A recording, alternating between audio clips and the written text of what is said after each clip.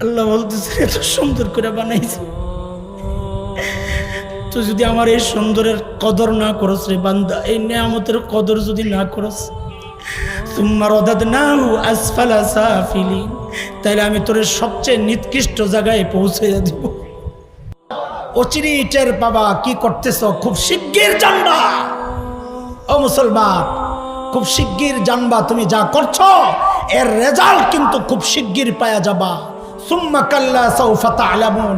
আল্লাহ বলছেন বান্দারে, তোরে সতর্ক করার জন্য আমি কথাটা আবারও বললাম, অচিরেই তুই টের পাওয়া যাবি আমার নাফরমানির শাস্তি কত কঠোর হতে পারে, অচিরেই টের পাওয়া যাবে।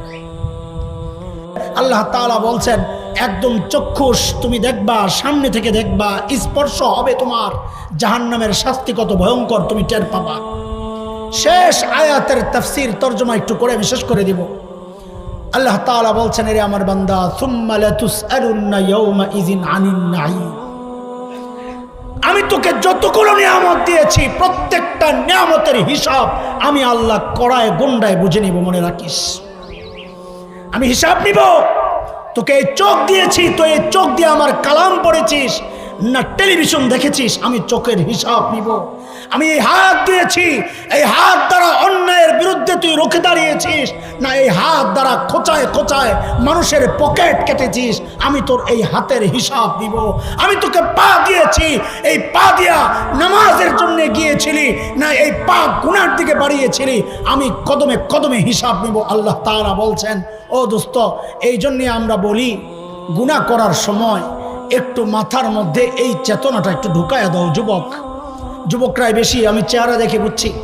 শেষ কথা তোমাদের জন্য এক ভাই একটা উদাত্ত আহ্বান জানাচ্ছি, হৃদয়ের গহীন থেকে এই একটা ফরিয়াদ তোমাদের কাছে, আল্লাহর ওয়াস্তে হাত জোর করে বলে যাই, হাত জোর করে বলে যাই, গুনার দিকে যখন পা বাড়াও এখন থেকে মাথার মধ্যে ওই কথাটা ঢুকায় নাও। খোদার কসম, যদি দিল আর দিমাগের মধ্যে এই কথাটা ঢুকাইতে পারো, আমি নিশ্চিত ইনশাআল্লাহ তোমাকে ওই চেতনা, ওই অনুভূতি ইনশাআল্লাহ গুনাহ থেকে বাঁচাইয়া দিবে ইনশাআল্লাহ তাআলা। কি চেতনা? যে যখন গুনার দিকে পা বাড়াবা তখন তুমি চিন্তা করবা আমার রব আমাকে পেছন থেকে ডাকতেছেন, আমার রব আমাকে পেছন থেকে ডাকতেছেন। কি বইলা ডাকতেছেন? কোরআনে আসছে কি বইলা ডাকতেছেন? আল্লাহ আল্লাহ। এখন থেকে গুনাহ করার সময় এই চিন্তাটা যেন মাথায় থাকে। প্রত্যেকটা মানুষকে বলতেছি, বুড়া বুড়ি, যুবক কিশোর, সবাইকে বলছি, গুনার দিকে পা বাড়ানোর সময়, গুনাহ করার সময় প্রত্যেকের দিল আর দিমাগের মধ্যে যেন এই কথাটা থাকে যে আমার রব পেছন থেকে ডাকতেছেন। কি বইলা ডাকতেছেন? মনোযোগ দাও দোস্ত। ওই যে আল্লাহ নেয়ামত দিছেন, আল্লাহ ওই নেয়ামতগুলো মনে করাইয়া করাইয়া ডাকতেছেন এই কথা বলে, ইয়া আইয়ুহাল ইনসান মা গররাকা বিরাব্বিকাল কারীম আল্লাযী খালাকাকা ফাসাওয়াকা ফাআদালাক ফি আইয়ি সূরাতিন মা শাআ রাক্কাবাক। রব ডাকতেছেন, ইয়া আইয়ুহাল ইনসান, এ মানুষ, মা গররাকা বিরাব্বিকাল কারীম, মা গররাকা বিরাব্বিকাল কারীম, মা গররাকা বিরাব্বিকাল কারীম। রব ডাকতেছেন পেছন থেকে, মা গররাকা বিরাব্বিকাল কারীম। তোর করিম রবকে ভুলাইয়া দিছে। কোন জিনিস, কি নিয়ামত পাইয়া তুই তোর রবকে ভুলে গেলি? কই যাস, কই যাস? আল্লাযী খালাকাকা ফাসাওয়াকা ফাআদালাক ফি আই সূরাতিন মা শাআ রাক্কাবাক ফি আই সূরাতিন মা শাআ রাক্কাবাক। আল্লাহ বলছেন, বান্দারে, কোন জিনিস পায়া তুই আমারে ভুলে গেলি? তুই একটু তোর চোখটার দিকে তাকায়া দেখ, এত সুন্দর চোখ আমি কাউরে দেই নাই। তুই একটু তোর নাকটার দিকে তাকায়া দেখ, এত সুন্দর নাক আমি কাউরে দেই নাই। তুই একটু তোর কানগুলোর দিকে তাকায়া দেখ, এত সুন্দর কান আমি কাউরে দেই নাই। আরে মুসলমান, আল্লাহ তাআলা আমাকে এত সুন্দর করে বানাইছেন, এইরকম মাখলুক আল্লাহ কাউরে বানান নাই। ওই যে কারি সাহেব তিলাওয়াত করেছেন সূরা ৩, সেখানে একটা আয়াত তিনি পড়েছেন, লাকাদ খালাকনাল ইনসানা ফি আহসানি তাকওয়িম সুম্মা রাদাদনাহু।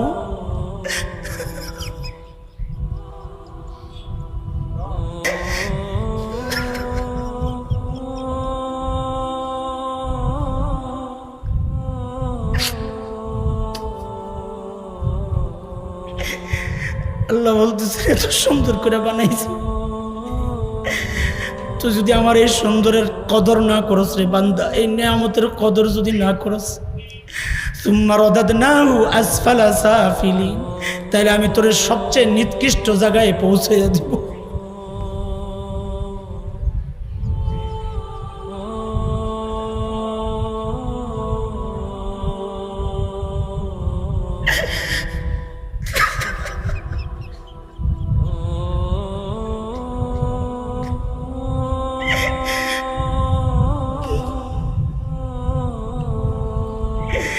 যুবক,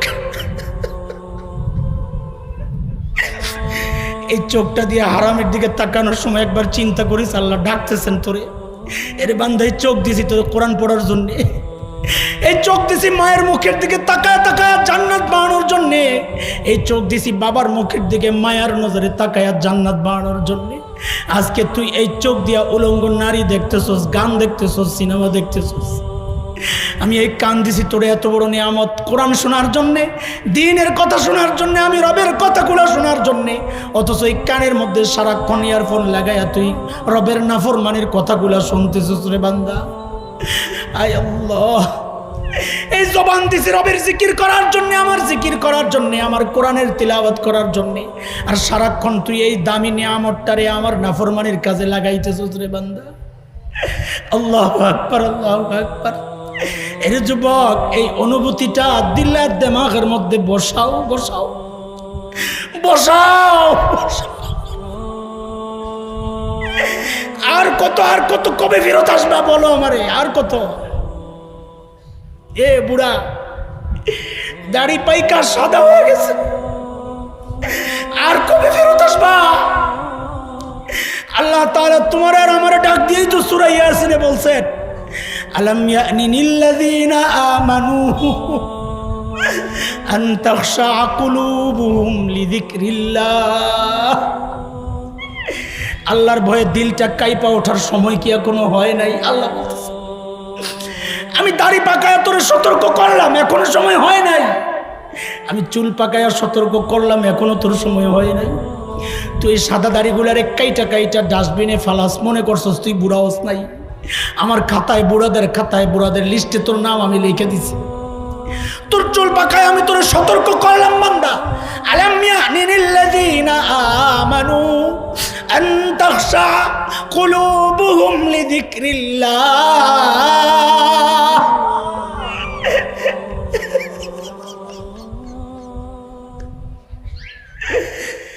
আল্লাহর ভয়ে দিলটা নরম হওয়ার সময় কি এখনো হয় নাই? আল্লাহর ভয়ে দিলটা কাইপা ওঠার সময় কি এখনো হয় নাই? তুমি মনে হয় যেন 20 বছর পরে মরবা। আল্লাহকুমুত তাকাসুর, এই অনেক দিন বাঁচবা এই আশায় আশায় শয়তান তোমারে ভুলাইয়া রাখছে। আল্লাহ ভুলাইয়া দিছে, মৃত্যু ভুলাইয়া দিছে। আল্লাহর নবী এই জন্যে বলেছেন, আকসিরু যিকরা হাযিমিল লাজ্জাতাল মাউত। যেই জিনিস তোমার এই আনন্দ আর এই পরিকল্পনাকে শেষ করে দেয়, তুমি বেশি বেশি ওই মৃত্যুকে বেশি বেশি স্মরণ করো, মৃত্যুকে বেশি বেশি স্মরণ করো যে এই মুহূর্তে আমি মারা যাব। নামাজে যখন দাঁড়াও তখন চিন্তা করবা সালাম ফিরানোর পরই মালাকুল মউত আমারে ধরবে। আরে যখন ঘুমাইতে যাও এই নিয়তেই ঘুমাবা, এই ঘুমের পর আমি আর কোনোদিন উঠব না। ঘর থেকে যখন বের হও, বের হওয়ার সময় চিন্তা করবা আমি আর কোনোদিন ঘরে ফেরত আসবো না। মাঝে মধ্যে চুপচাপ চোখগুলো বন্ধ করে রবের সাথে কথা বলা শুরু করো, আর ওই মালাকুল মউত আসার কল্পনা করো, মুরাকাবা করো, মুরাকাবা। এ ভাই, সবসময় রাত্রে ঘুমের আগে 5 মিনিট বসে বসে মুরাকাবা করো। আমাদের বুজুর্গরা বলেছেন মৃত্যুর মুরাকাবা করো। চুপচাপ চোখ বন্ধ করে শুয়ে থাকো অথবা বসে বসে চিন্তা করো, মালাকুল মউত আমার ঘরে হাজির, আমি শুয়ে আছি, আমার আপনজন টের পেয়ে গেছে মালাকুল মউত এখন আসবে, যে কোনো মুহূর্তে আসতে পারে। মালাকুল মউত আসার জন্য বয়স লাগে না। আমি যখন শিশু ছিলাম মালাকুল মউত আমার পেছনে দাঁড়ানো, আমি শৈশব থেকে কৈশোরে মালাকুল মউত আমার পেছনে দাঁড়ানো, আমি কৈশোর থেকে যৌবনে মালাকুল মউত আমার পেছনে দাঁড়ানো। আল্লাহ হুকুম করলেই ধরবেন। ওই যে চকবাজার কত বাচ্চারাও মারা গেল, মালাকুল মউত আইসা পড়ছে। বয়স কোনো ফ্যাক্টর না, বয়স কোনো বিষয় না, যেই কোনো মুহূর্তে মালাকুল মউত আসতে পারে। মালাকুল মউত তোমার ঘরে হাজির, তোমাকে শোয়া দেওয়া হয়েছে। আপনজন টের পেয়ে গেছে আমার বাবা চলে যাচ্ছে। আহারে, বাচ্চাগুলা পায়ের কাছে বসে বসে বিলাপ করতেছে, বিবি বুক চাপড়াইতেছে, আমার স্বামী আমার রাইগা চলে যাইতেছে। মা চিৎকার করছে, আরে আমার কলিজার ধন আমার ছাইড়া চলে যাচ্ছে। মালাকুল মউত তোমার রূহ বের করা শুরু করেছেন। চিন্তা করো, কল্পনা করো, মালাকুল মউত তোমার রূহ নিয়ে চলে গেছেন। আপনজন তোমার লাশ ধোয়ানোর জন্য নিয়ে যায়, তুমি চিৎকার করে করে বলছো, আরে আমারে কই নিয়ে যাও তোমরা? তোমার আওয়াজ কেউ শোনে না, জবাব দেয় না। তোমারে ধোয়া সাদা কাপড়ে মোড়াইয়া আবার ঘরে ফেরত আনা হয়েছে, কাঠের মধ্যে শোয়া দেওয়া হয়েছে। আপনজন চিৎকার করতেছে। বিদায়ের মুহূর্ত, পিছনে বাচ্চাগুলা আব্বু আব্বু বলে চিৎকার, পিছনে বিবি চিৎকার করতেছে, মা চিৎকার করছে, আমার কলিজার টুকরা শেষ বিদায় নিচ্ছে। বাবা চিৎকার করে বিদায় জানাচ্ছে। আরে মহল্লার মানুষরা তোমার লাশটা কান্দে নিয়ে মসজিদের দিকে হাসির, লাশ হয়ে দেওয়া হয়েছে। ইমাম সাহেব দাঁড়ায় গেছে, পিছনে মুসল্লি, তুমি চিৎকার করছো, আমাকে এইভাবে কেন তোমরা আটকায় রাখছো? কথা বলো না কেন? আরে কেউ জবাব দেয় না, তোমার কথা তো কেউ শোনে না। ইমাম সাহেব দাঁড়ায় গেছে, আল্লাহু আকবার, আল্লাহু আকবার, আল্লাহু আকবার, আল্লাহু আকবার। সালাম ফিরায় তোমার লাশ আবার কান্দে। আপনজন কান্দতে কান্দতে বিদায় দিচ্ছে। কবরে রাখা হলো, তুমি চিৎকার করছো, আমারে কই রেখে যাচ্ছ? কেউ শুনে না, কেউ শোনার নাই। আরে কেউ শুনে না, আজকে তোমার চিৎকার কেউ শুনে না। মাটি দিয়ে চলে যাচ্ছে। আল্লাহর নবী বলেছেন, তুমি আপনজনের জুতার চটচট আওয়াজগুলো শুনছ, চিৎকার করো, কেউ তোমার ডাকে আওয়াজ দেয় না। ফিরিস্তারা আইনাই তো তোমারে বসায়া দিছে। যদি জাহান্নামী হও, সাথে সাথে বাড়ি শুরু হয়ে গেছে, চারদিক থেকে সাপ বিচ্ছু বের।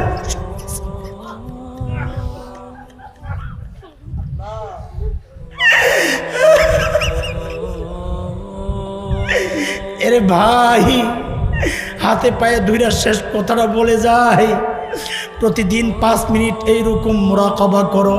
ইনশাআল্লাহ, ইনশাআল্লাহ আখিরাতের প্রস্তুতি নেওয়ার মানসিকতা তৈরি হয়ে যাবে। ইনশাআল্লাহ রবকে টাইম দেওয়ার টাইম তুমি পাইবা তুমি ইনশাআল্লাহ। জান্নাতের জন্য প্রস্তুতি নেওয়ার তৌফিক আল্লাহ তোমারে দিয়ে দিবেন ইনশাআল্লাহ। রব বলেন, আলহাকুমুত তাকাসুর, যেই নেয়ামত পায় তুই রবকে ভুলে গেছিস বান্দা, আমি কিন্তু ওই নেয়ামতের লাতুসআলুন্না ইয়াউমা ইযিন আনিন নাঈম, ওই প্রত্যেকটা নেয়ামতের হিসাব আমি আল্লাহ কড়ায় গন্ডায় বুঝাই নেব। আমাকে হিসাব দিতে হবে। রবের সামনে হিসাব কেমনে দিবা? কি দিবা? কি দিবা? আরে হযরত আবু বকরের দিলের মধ্যে ওই হিসাবের ভয় ছিল বইলা হযরত আবু বকর গাছের পাতার দিকে তাকাইতেন আর চরচর করে কাঁদতেন আর বলতেন, ইয়া লাইতানি কুনতু ওরাকা, আরে আমি যদি এই গাছের পাতা হইতাম তো আমার তো হিসাব দেওয়া লাগতো না। আর তুমি আর আমি নিশ্চিত বসে রয়েছি, কবরে গেলে জান্নাত পেয়ে যাবে। এত সোজা, এত সোজা না, এত সোজা না। রেডি হও, রেডি হও, যে কোনো মুহূর্তে ডাক আসবে, রেডি হও, রেডি হও। এই সমস্ত মাহফিলগুলো তোমাদেরকে ওই চেতনা জাগায় দেওয়ার জন্যই তো করা। কেউ ইমানি চেতনা জাগাবে, কেউ আখিরাতের প্রস্তুতির চেতনা জাগাবে। কাজ তো দুইটাই, এক হচ্ছে বুকের তাজা রক্ত পড়বে, আর এক হচ্ছে চোখের পানি পড়বে। মুসলমানের এই দুই পানি একসাথে হয়ে গেলে মুসলমানকে দমানোর শক্তি কারণ হয়। আল্লাহ তাআলা আমাদের ওই দুই পানি বিসর্জনের তৌফিক দান করেন, আমিন। আমাদের রক্ত, বুকের রক্তগুলা, তাজা রক্তগুলা দ্বীনের জন্যে, আল্লাহর জন্যে, আল্লাহর দেওয়া রক্ত, আল্লাহর দেওয়া নামাত বিলাইয়া দেওয়ার তৌফিক দেন। আর আল্লাহর ভয়ে আমার দিল যেন নরম হইয়া চোখ দিয়া ঝরঝর করে পানি পড়ে, আল্লাহ আমার দিলকে ওই রকম অনুভূতিওয়ালা দিল বানায়া দেন, আমিন। আল্লাহ চোখকে কান্নেওয়ালা চোখ বানায়া দেন, বলেন আমিন। আল্লাহ কলবকে, আল্লাহকে ভয় করনেওয়ালা কলব, কলবান খাশিয়া, আল্লাহ কলবকে ভয় করনেওয়ালা কলব বানায়া দেন, আমিন। আল্লাহ আমার জবানকে লিসানান জাকিরা, আল্লাহ আমার জবানকে আল্লাহর জিকির করনেওয়ালা জবান বানায়া দেন, বলেন আমিন। আল্লাহ তাআলা আমাকে তার গোলাম হিসাবে কবরে যেন নেয়, ওই তৌফিক আল্লাহ দেন, ওই আমল করার তৌফিক আল্লাহ আমাকে দিয়ে দেন, আমিন আমিন। লম্বা সময় আপনারা ধৈর্যের সাথে বসে বসে আমাদের উলামায়ে কেরামের কথাগুলো শুনেছেন। আয়োজকরা যুবক বাচ্চা ছেলে, এদের আয়োজনে ত্রুটি আছে, ত্রুটি থাকবে, থাকতে পারে। আপনারা যদি কষ্ট পান, আমি তাদের পক্ষ থেকে, তারা আমাকে মুরব্বি মানেন, সেই হিসাবে বলি তাদের পক্ষ থেকে আমি আপনাদের কাছে ক্ষমা চাই। আপনাদেরকে যথাযথ ওইভাবে ব্যবস্থা তারা করতে পারে নাই, আল্লাহর হস্তে তাদেরকে মাফ করে তাদের জন্য দোয়া করবেন, আল্লাহ তাআলা যেন তাদেরকে দ্বীনের জন্য কবুল করেন, আমিন।